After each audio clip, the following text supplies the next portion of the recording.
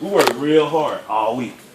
So I'm going to treat myself because I deserved it. I worked really hard. You know, my boss is proud of me, told me I did a good job. So what I'm going to do, I'm going to go out to happy hour. Celebrate. And the only way to celebrate right is to do what? Get it in, right? Yeah. Hey, how you doing? Everybody, this is Keisha. Hi. Keisha, how you doing? All right, and so this is something that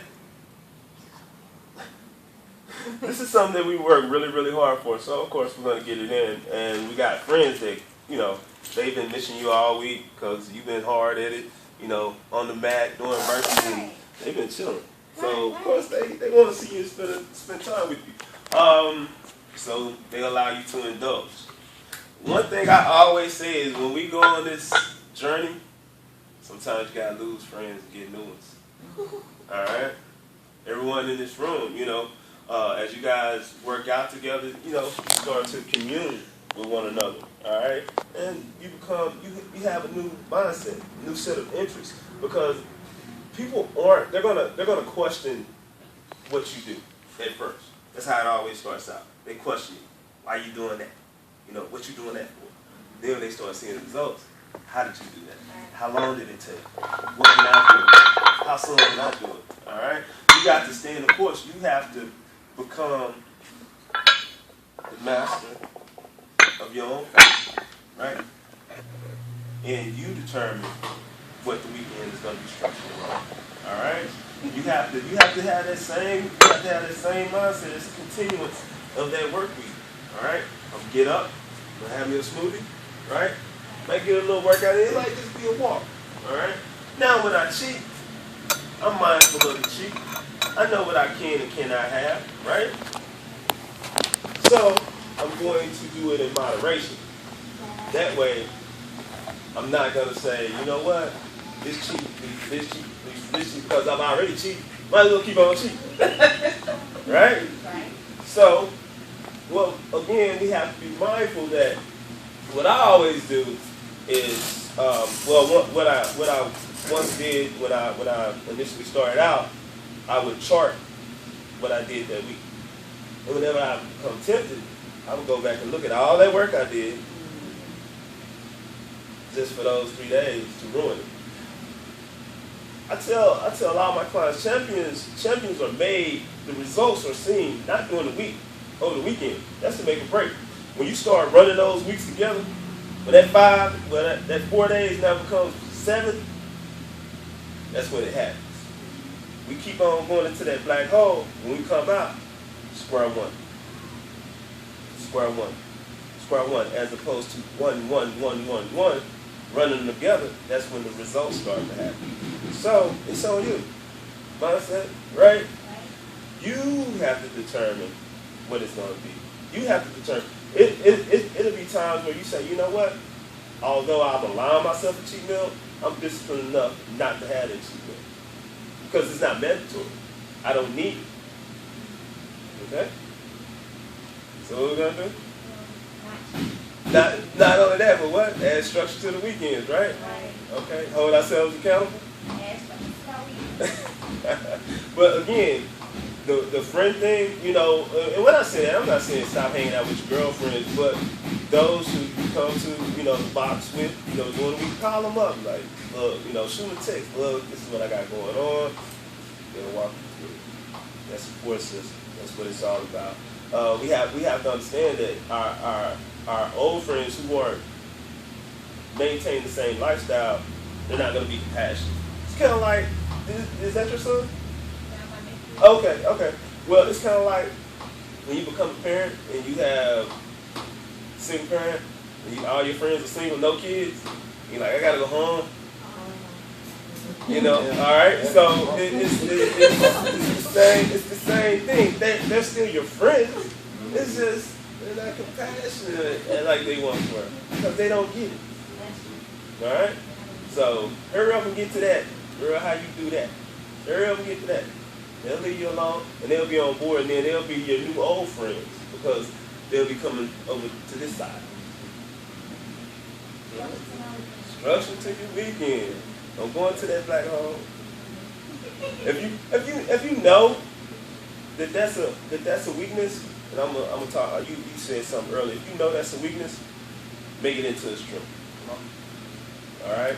So again, initially, although you can allow yourself a cheat meal, develop that discipline. Say, you know what? I'm not gonna do it. I'm not gonna do it. And before you even realize, you don't even miss it. All right. I got you back there. Like you were talking about your run. Run's your weakness. Make it your strength. Start running more. Learn to love it, enjoy it. As long as you hate running, nothing's gonna happen. It's gonna be bad. It's gonna be bad. You know, when again we're coming off a weekend, we typically rest over the weekend, we're refreshed, ready to go. That first day, whatever your weakest spot is, do that on your first fresh day. That'll get your week kicked off right. And you already got it out the way, right? Make it the strength. Burpees is something else. Yeah. Burpees is something else. Yeah. All right, Miss Belly Fat. Was that? I'm sorry, before I move on, was that okay? That's good. Okay.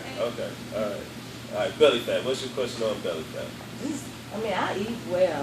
When I say well, I eat very, very healthy. It's my portions. Because I love food. I love cooking it, and looking at it on TV and how to cook it. And really, and I was concerned like everything. I was like, oh, I hope I don't start the money, and I just cut up. But what are the foods to actually stay away from, and or the exercises to go into to start back reducing? Okay. First, before I answer that, I want to ask you. You say you eat healthy. Did you eat healthy last night? No, I didn't. Okay. When was the last time you had a healthy meal? Would have been Friday. It's Sunday. You asked me if I ate healthy last night. No, I didn't. But Friday I did. Friday was last. And my meal today, when I get home, will be. Oh, okay. So I hadn't eaten. I hadn't eaten my meals today. I had a breakfast and everything. What was that healthy meal on Friday? Let's see here. I had baked chicken. Okay. In a wrap and coleslaw mix with hummus as the I guess dressing, salad dressing. Okay. What kind of wrap? It was a flour tortilla wrap. Okay. And how did you prepare that baked chicken? Baked it. I mean, like onion powder, garlic powder, a little Lowry seasoning in the oven. Okay. And that coleslaw, did you have a? Didn't put anything. Actually, I did. I put it, kind of seared it in some olive oil to soften it up because I wanted a hot sandwich. Okay. So it was more like a coleslaw, but not traditional coleslaw with the mayo or whatever they put in. No. So it was your cream coleslaw, based. your fresh coleslaw mix. Okay. You get it bagged anywhere in the store. Okay. That's cool. Okay. Now, how much of that chicken did you have? It was a large chicken breast. My portion size was big, and it was a pretty nice sized chicken breast, so it was pretty filling. Okay. Now, when we talk about belly fat, all right, a lot of different facets go into it. So it's kind of like I can go a lot of different directions from portion size, right? Talking about calories, what we actually eat, a lifestyle, and hormones. All right, all those things play a part in what we call visceral fat. All right, that central region right here. In regards to portion size, it becomes a problem because our bodies only can process a certain amount of calories at a time. All right, just sticking with calories. That's all we're going to talk about. Once you have that excess that your body can't process, it's going to put it away for later. All right? And so after every meal, putting a little bit more away for later, it becomes a lot. All right? That's that calorie side of it. Again, it could be a number of things that cause you to gain belly fat. A large portion that we miss regarding belly fat is lifestyle. All right, drinking, drugs, stress out situation. That's more on the hormone side, but yet still it's part of your lifestyle, just the way you live. And what ends up happening is our liver and our kidneys are our primary handlers of our metabolism and things like that. Dealing with when we take in fats and all these other things, just processing what we take into our body, right? And making sure it cleanses itself and it goes where it needs to go. All right, so if you have a bad liver that's been abused with drinking, just bad overall lifestyle, things like that, if your liver's not functioning properly, then what ends up happening is you can gain weight like that as well, because you have all these impurities in your body that your body doesn't know what to do with. So it does what it always does. It stores it as fat. All right? Because it doesn't know. It doesn't know to secrete it. All right? Sweat, urine, feces, right? Or just how to get rid of it. Use it through bloodstream. It doesn't know what to do. So it stores it. And that's where the term comes from. You are what you eat. And that's what, now I can go on into processed foods in their relationship to belly fat. All right? Most processed foods are going to consist of mainly fats, salt, sodium, right? And a whole host of other things that we really don't know what they are and what they do and how they affect our bodies. Okay. Now, you're eating this processed food, all right, because it's quick, it's easy. All I got to do is go grab a box, pop it in the microwave, done, right? Well, now your body is dealing with all these other things. Now it has to deal with this chemical creation that you're putting into your body that it doesn't know what to do with, all right? So, it stores it as fat, all right? And again, processed meal, processed meal, processed meal, processed meal, processed meal. Body doesn't know how to break it down. Bigger, bigger, bigger, bigger. The first place, and this is the beautiful thing though. The first place that we begin losing belly fat is inside our belly. All right. The fat, we have fat that encases our liver once we get really bad. All right. And then it'll encase our intestines and everything else as well. So you hear about people who have congestive heart failure and all these things.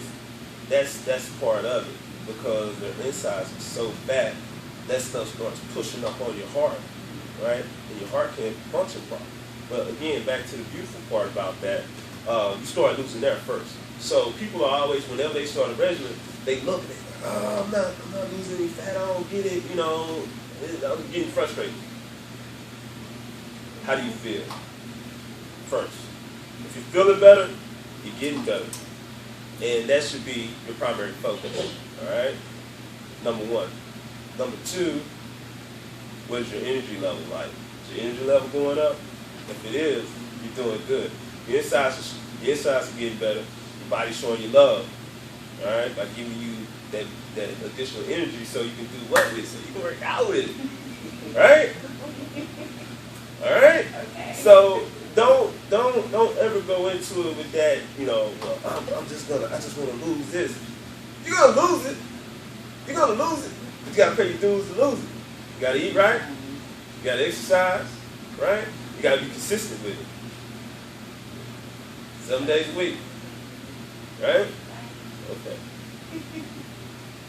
Does that answer your question, Miss? Mm-hmm. Okay. Like I said, I can go in a lot of different directions with how we gain belly fat, but just when you brought up the portion of side of it, you have to you have to balance. You're conscious of it. You're aware of it. So now you just have to implement change. And once you implement that change, things start happening.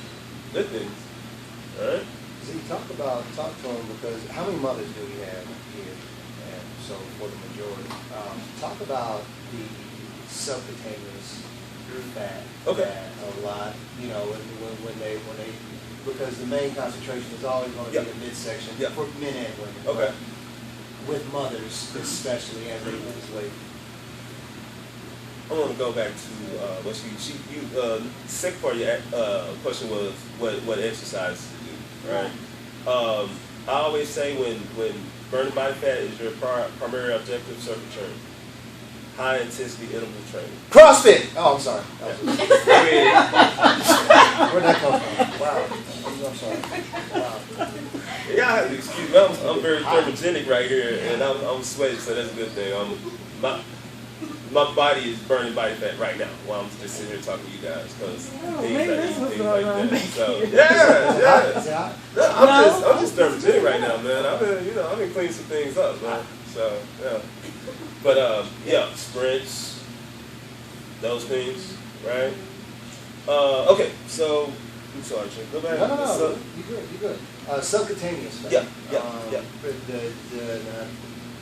I won't say that there aren't people who haven't had kids that don't suffer from that, but definitely women who have kids have that that layer of fat that can stick with them and can be that trouble spot, you know, as they're trying to lose weight. That right there, when we start talking about cosmetics, sometimes it's going to be, I'll say this, the first thing that we want to leave is always the last thing to go. This is how it happens, all right? You have to, when we start talking about flat tummies and six-pack abs and all those things, that's the very last thing our body wants to do. So we have to trigger it into doing it, all right? We have to be consistent and committed to it. With that fat, it's a matter of, first of all, proper nutrition, all right, and primarily exercise, all right. Not so much. What I want to say, cardio. Not so much cardio, but a lot of resistance training. A lot of studies have been done on this stuff. A lot of resistance training, CrossFit, done that in there. Is more. It's showing better results. Especially with women and things like that, with cellulite and all those things, right? Because the collagen patterns that those pockets they create with cellulite, the only way you can get rid of that is to tighten that collagen up. How do you tighten that collagen up? With resistance training, all right? But that belly fat, it's one of those things where you just have to go into it and bust your butt, basically, and not stress out over it. That's another thing, because then we start talking about those hormones, which are our messengers to our body. They start sending mixed signals, and once our hormones start sending mixed signals, the last thing we're going to do is build lean muscle mass or burn body fat. All right. Did I expound on that enough? That's it. I see some wheels turning. Can you talk about body fat percentage? Well, give me a little bit more specifics. What's the ideal range for women? Okay. You know, you see those numbers and You're talking about the BMI, but I don't know. Okay. well, now I'm not doing the BMI, the body. Percentage of fat. Okay. You know, because you know, is it good to say like 20% body fat is good? I mean, you just wanna. The best body fat percentage to be at is the one you're most comfortable with. Come on. Okay, but when you say that, mine is all appearance-wise. You know. Okay. Like, well, what are you see, looking? What are you looking for? And I'll tell you the percentage associated with that look. Come on. Okay. I want to be more cut, more, you know, leaner. Okay.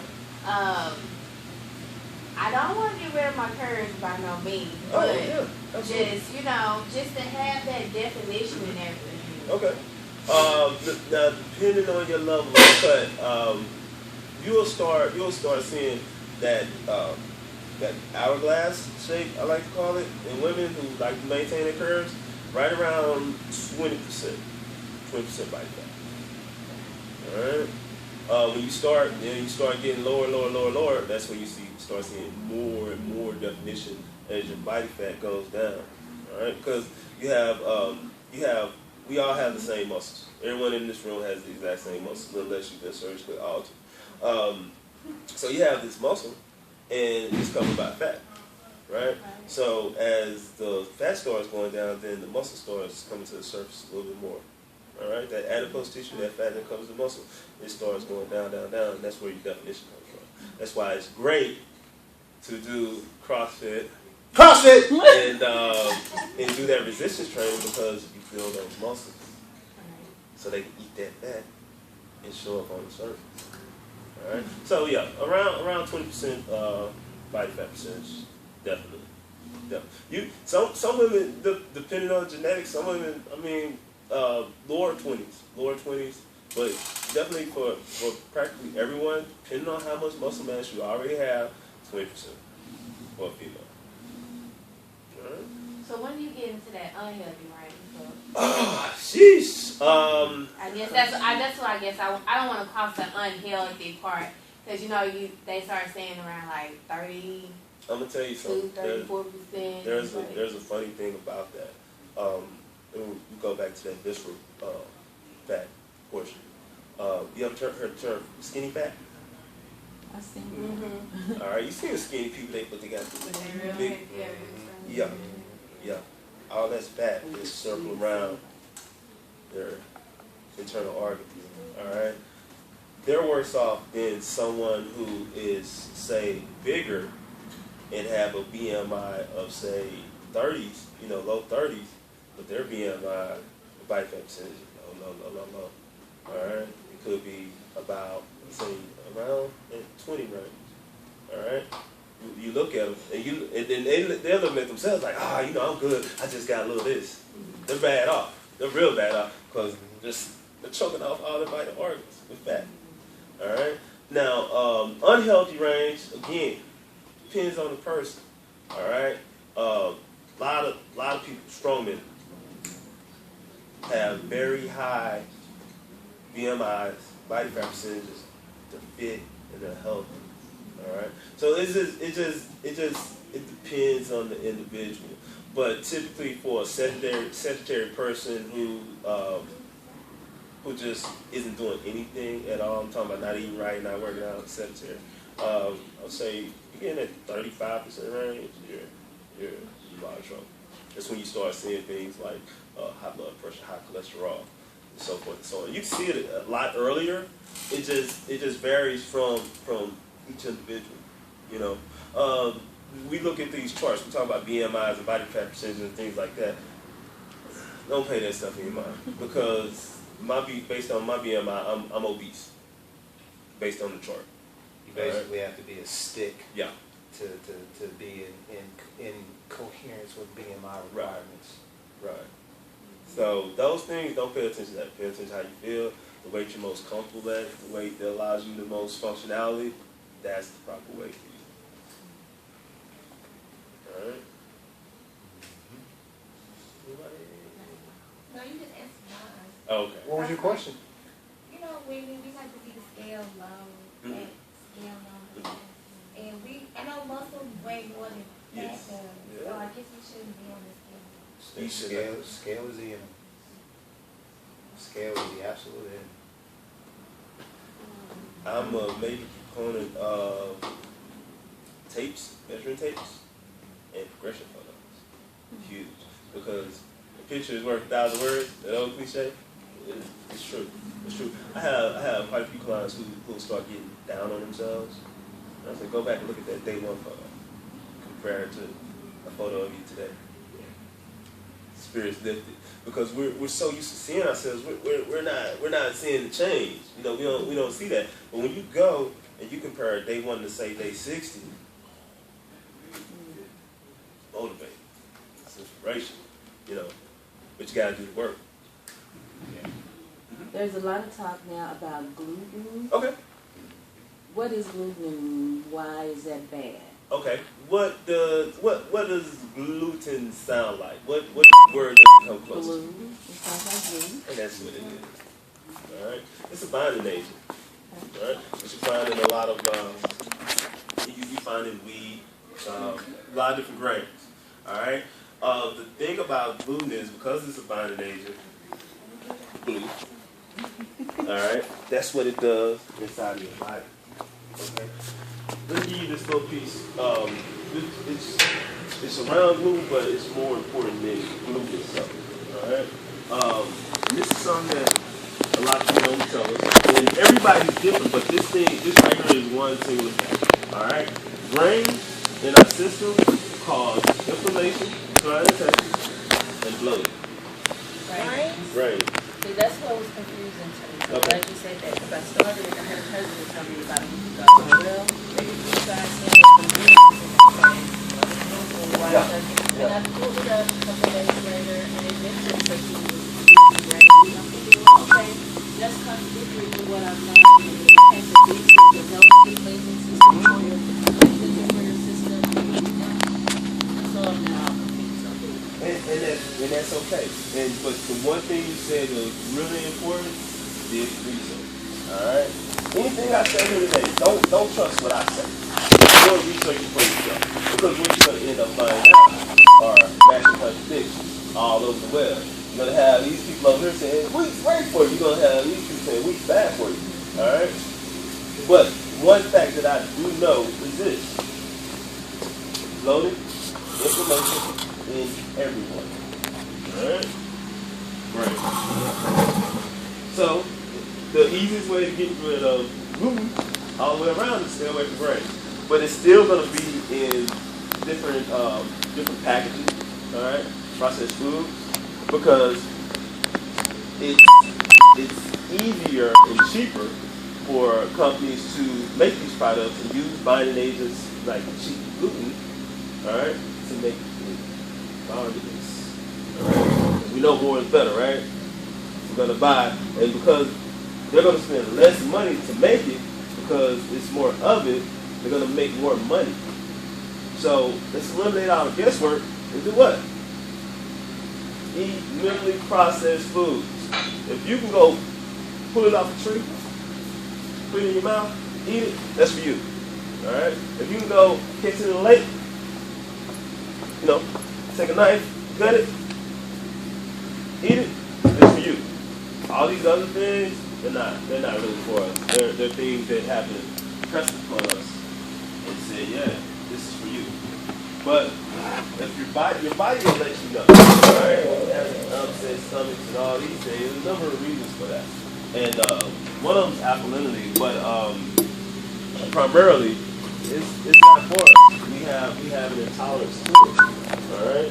And that's basically what it is. And we're not aware of it because it happens on a minuscule scale, but yet still, once you go away from it and try and come back to it, it becomes this huge thing.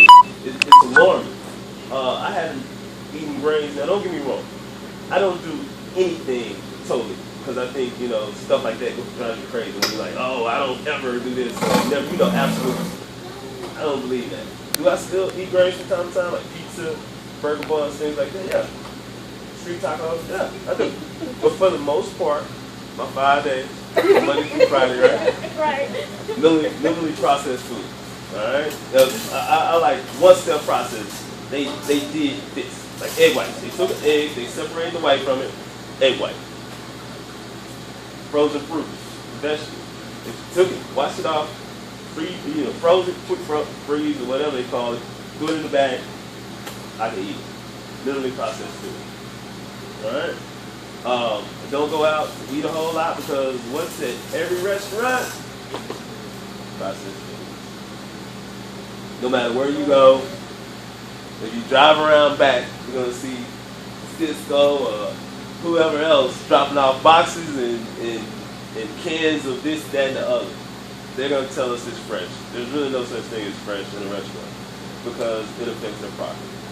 There are some places, when you go and you're going to be able to tell if it's truly fresh with the cost that's associated with it, because they be locally grown and things like that, and they have to go get product every day. It's going to be a little bit more expensive. But there are places that offer healthy alternatives, truly healthy alternatives. Not just saying, oh, it's reduced fat this and low fat that. It's truly healthy for you. Okay? But again, you'll know, because there will be some costs associated with that. And don't get caught up on that whole gluten thing. Don't go crazy behind it, but just be aware, because pretty much in every store you go into, you go gluten free, gluten free, gluten free. I've seen them put gluten free on fruit. It's like, yeah, it's fruit. You know what I mean? But that's the big thing now. That's what's hot this year. Gluten free. Well, the last couple of years, that's been the hot thing. So if you want to practically live gluten free without the glue, right? Eliminate grains. Eliminate that stress from your from your organs. Because that's the first thing that's gonna happen. When it's a chemical in your body, your organs are your processing center. Your liver, your kidney, your stomach, your brain. They're the first things that have to deal with, right? And then what you figure is, ultimately, if it gets in your bloodstream, your heart's going to be pumping. So that's what you have to think about when you're on your cheat meals. When you take those pictures on Instagram with that real good looking drink. Just remember, you know what I mean? Your ticker, it's pumping all that. All that stuff is getting in your bloodstream, and then you're gonna have to deal with it. And hey, just like he said though, don't cage yourself, don't drive yourself crazy with this. This is a lifestyle culture change. 3 names I want you guys to write down or notate and keep in the back. So go ahead and get your cell phones out or whatever, the message tabs.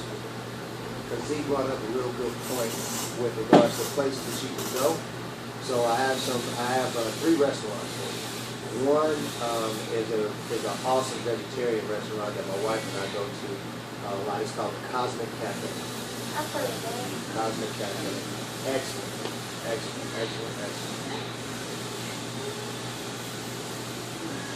And then next up is one that I'm sure everybody knows of, but Eaty.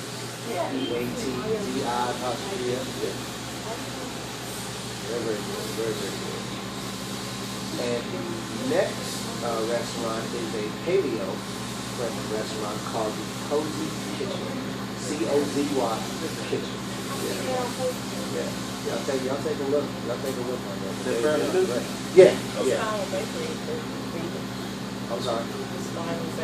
Spiral Bakery. There you go.